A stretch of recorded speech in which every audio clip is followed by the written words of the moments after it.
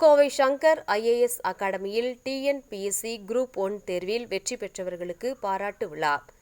Kovai Shankar IAS அகாடமியில் சமீபத்தில் TNPSC group 1 தேர்வில் வெற்றிகரமாக தேர்ச்சி பெற்ற 5 சாதனையாளர்களுக்கு பாராட்டு விழா நடைபெற்றது.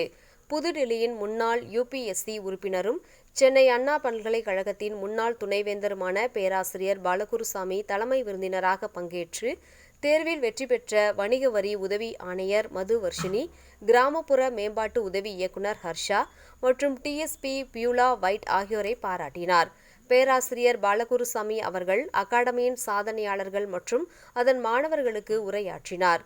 குடிமை பணி என்பது தேசத்தை கட்டி எழுப்புவதற்கான முதுகெலும்பு என்றும் மக்களுக்கு சேவை செய்வதே அரசு ஊழியர்களின் அடிப்படை கடமை என்றும் அவர் கூறினார்.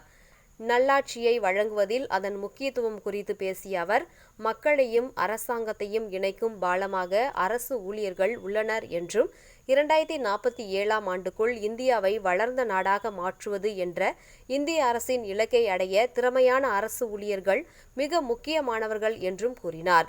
அரசாங்கத்தின் இந்த மகத்தான கனவையும் விருப்பத்தையும் நனவாக்க அரசு ஊழியர்களும் அரசியல்வாதிகளும் அதற்காக கடுமையாக உழைக்க வேண்டும். இல்லையெனில் அது ஒரு அறிக்கையாகவே இருக்கும்.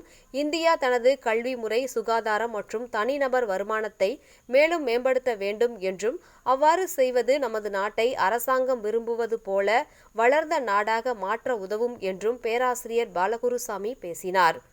அரசு ஊழியர்களாக மாற விரும்பும் புறநிலையாக முடிவுகளை எடுக்கவும், சமூகத்தின் கோரிக்கைகள், பிரச்சினைகளுக்கு விரைவாக பதில் அளிப்பவராகவும், பணியில் மிகுந்த வெளிப்படைத்தன்மையை கடைபிடிக்கவும், பொறுப்புணர்வு உள்ள நபராக இருக்கவும் கேட்டுக்கொண்டார். தங்கள் வாழ்க்கையில் சில விஷயங்களுக்கு இல்லை என்று சொல்ல கற்றுக்கொள்ளவும், எப்பொழுதும் ஒழுக்க ரீதியாக நெறிமுறைகளை ரீதியாகவும் வலிமையான நபராகவும் இருக்க அறிவுறுத்தினார்.